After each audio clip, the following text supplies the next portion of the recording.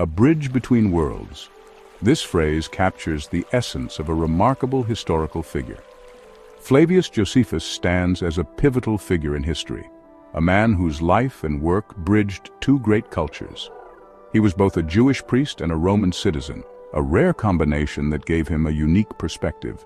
This unique position allowed him to inhabit two seemingly disparate worlds, navigating the complexities of both. He became a bridge between the Roman Empire and the Jewish people, facilitating understanding and dialogue. Josephus is best known as a historian, whose detailed accounts have stood the test of time. His writings offer invaluable insights into the tumultuous 1st century CE, a period marked by conflict and change. Josephus's works provide a window into the Jewish world, capturing the essence of their traditions and daily life.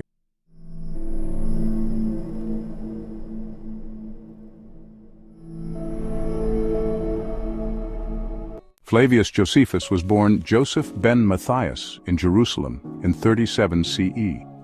His birthplace, Jerusalem, was a city steeped in religious and cultural significance, a melting pot of various traditions and beliefs. He was born into a time of growing tension between Rome and Judea. The Roman occupation was a source of constant friction, with the local population increasingly chafing under foreign rule.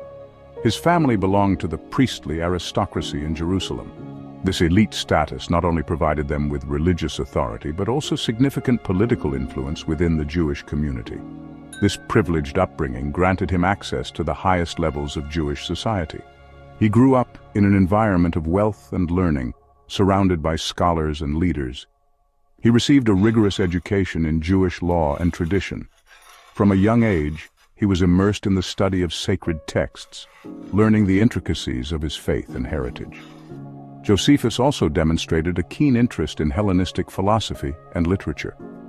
This exposure to Greek thought broadened his intellectual horizons and allowed him to engage with a wider array of ideas. This blended education equipped him with the tools to navigate both Jewish and Roman cultures. He became adept at understanding and interpreting the complexities of both worlds, a skill that would prove invaluable in his later life. The First Jewish-Roman War erupted in 66 CE. This event marked a significant turning point in Josephus's life, as he witnessed and chronicled the brutal reality. But when they went in numbers into the lanes of the city, with their swords drawn, they slew those whom they overtook without mercy, and set fire to the houses whither the Jews were fled, and burnt every soul in them, and laid waste a great many of the rest. And when they were come to the houses to plunder them, they found in them entire families of dead men, and the upper rooms full of dead corpses, that is, of such as died by the famine. Initially, Josephus opposed Roman rule. He even assumed a leadership role in the Jewish resistance in Galilee. Despite his opposition to Rome, Josephus harbored doubts about the revolt's chances of success. He witnessed the overwhelming might of the Roman legions. Josephus also grappled with internal divisions within the Jewish resistance.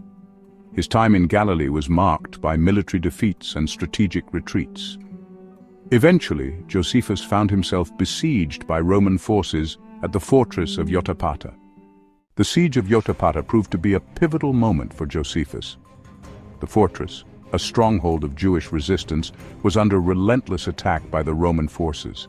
The defenders, led by Flavius Josephus, fought bravely, but the might of the Roman legions was overwhelming. After a valiant defense that lasted for 47 days, the fortress finally fell to the Romans. Josephus, who had been a commander of the Jewish forces, was captured amidst the ruins and chaos. Rather than facing certain death, Josephus made a fateful decision.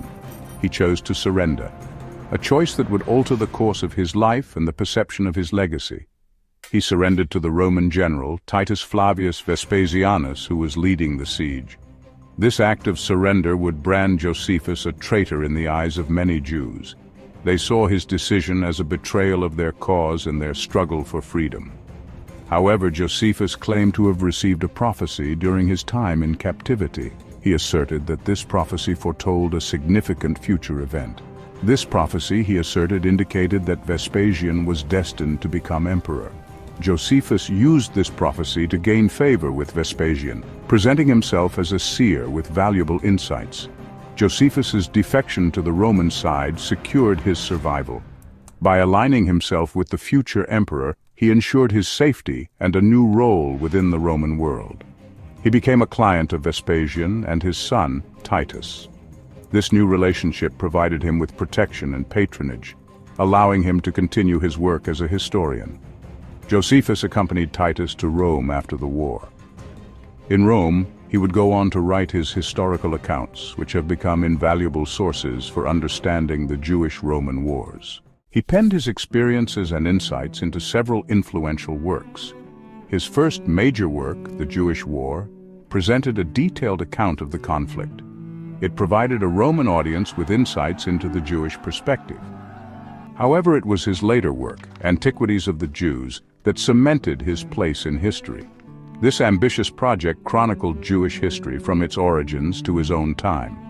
Stay curious, stay informed, stay tuned to Era Shapers.